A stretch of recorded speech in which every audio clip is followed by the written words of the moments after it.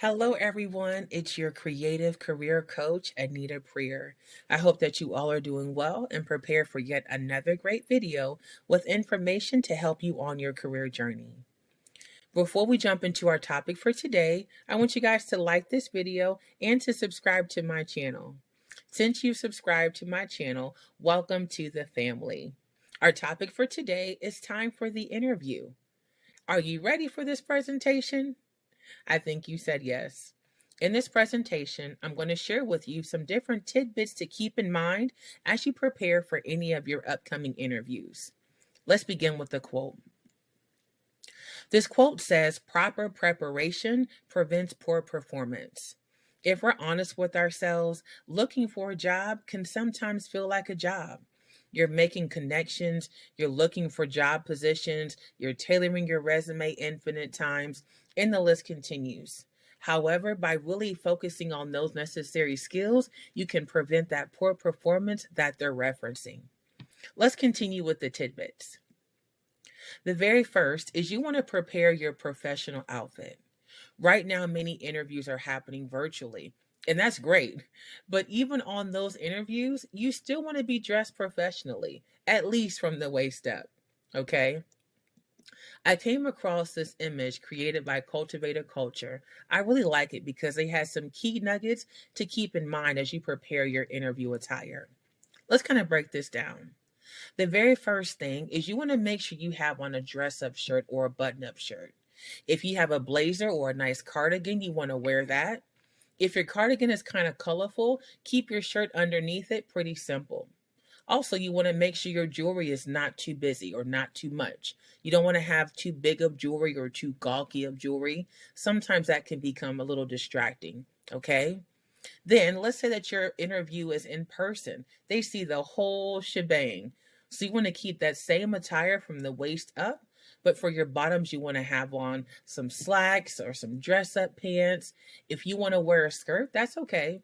Just make sure your shirt goes a little below the knee so that it registers as business formal or professional attire. You want to have on some dress shoes, some closed-toed shoes. If you like to wear heels, that's fine. Just make sure your heels are not too high. Again, you want it to register as professional attire. And then going back to the shirt, if you have on tattoos or if you have tattoos, you want to make sure your tattoos are covered. You know, some recruiters, they don't really care, whereas for others, that may be a deal breaker. Okay. Then there's a golden nugget that I love that Cultivated Culture shared. And in the event that you don't know what to wear, they said just to dress one notch above the individuals you're working with or you're interviewing with. Okay. And you cannot go wrong with a button up shirt, a blazer, and some slacks. Okay. The next thing is you want to determine the room or the space that has the best lighting. There's nothing worse than being in an interview or even creating content and your video looks like this. Not only is it distracting, but it's also taking away from the time where you're meant to shine and really showcase what you can bring to that team. So you want to determine that space ahead of time. Adding to that, you want to determine the space that has limited distractions. You don't want kids coming into your interviews, but you also don't want what you have on your walls to be distracting as well. So if you have a lot on your walls, you may want to download a professional virtual background to prevent those distractions. The next thing is you want to download the necessary application in advance. Again, with many interviews happening on Zoom or on Teams, make sure you have the necessary application ahead of time. There's nothing worse than running late and forgetting the platform or the application that you need to download. So do all those things ahead of time. Then you want to do your research. This is so important. You want to look up that company's mission, vision statement, core values, turnover rate, explore some reviews on Indeed or on LinkedIn. You'd rather be proactive and do your research than to be reactive because you did not do your research. You determine which one based upon the research that you do, okay? Then you want to make sure you do your salary research as well. Whether you're using Occupation or Outlook Handbook or Glassdoor, you want to determine not only the average salary, but the salary you want and support that with some accomplishments and some skill sets that you've mastered. Okay? You want to get what you're worth because you deserve it. Then you want to practice your interview prep questions, your elevator pitch. Also, because many HR professionals want to see how you would act if you were dealing with a challenging situation that you may experience in that position, they're asking those behavioral questions. As I mentioned before in another video, a behavioral question is multiple questions compiled into one. It can be tricky, so make sure you practice. Then, because those behavioral questions can be a little tricky, you want to determine what's the best template or method to use when responding to that question. As I mentioned in another video, some people use star, some individuals use car. That's okay. Whatever template works best, you want to use that.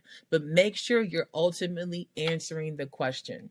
I can't tell you how many recruiters I talk to that say, Anita, encourage your clients to actually answer the question. So make sure you're answering the question. Then, something that I think is so important is to send a thank you letter. Now, you don't want to send the same thank you letter to every single person that interviewed you. I usually kind of type out or create my thank you letter, and then I add a little nugget to help that person know that I appreciated their time. Whether they asked a question that really made me feel good about the position or just their communication style, whatever it may be, make sure you make that thank you letter personal to that interviewer, okay? Whether you had one interviewer or a panel, it doesn't matter. Each person needs to get a thank you letter, okay? Then you want to make sure you have a LinkedIn page. You want to have at least a fingerprint on LinkedIn. Even if you just have your professional picture, your employer, and your responsibilities, that's okay. You want to at least have a fingerprint. Why, Anita? Right now, with this great resignation, many professionals are shifting their careers, which means there's so many opportunities available. So recruiters are utilizing LinkedIn to kind of screen and to vet out their candidates. So you'd rather have a fingerprint with the basic information than not to have a fingerprint at all. It's crucial, okay? Then you want to have a reference list. Now, I want you guys to keep some things in mind. The very first thing is you want to confirm with the individuals on your list that you have permission to have them on your list. You also want to confirm their information. Then you want to maybe give them some background information to help them advocate for you. Okay, share whatever you need to share so that they can share the necessary information and answer those questions from a potential recruiter.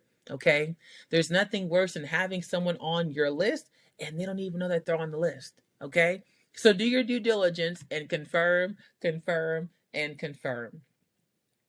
Then, because each of you have tailored your resume to that job description, in the event that you have a tricky behavioral question, you want to read that job description over and over again. And you want to highlight some keywords or skill sets and support them with examples to kind of help jog your memory if you get that tricky behavioral question, which will probably happen. But trust me, this method works. Okay. And then lastly, you want to be at least 10 to 15 minutes earlier for your interview. Okay.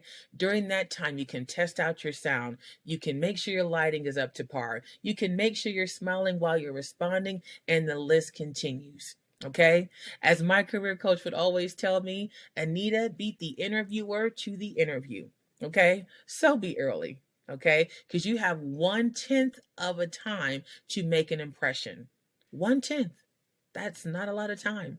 Okay, so make sure your impression is very lasting. You can do that by being early. Okay, that kind of wraps up this presentation. I hope that you all took away some really good nuggets to help you as you're preparing for upcoming interviews. So, gracias, Duncan, gracias, merci. Thank you all so much for watching this video. If you have any questions or concerns, you're looking for a career coach or even a speaker, feel free to reach out for me. Again, thank you guys for watching this video. I am Anita Prier, your creative career coach, and stay tuned for some more videos. You all take care and have a great one. Thank you.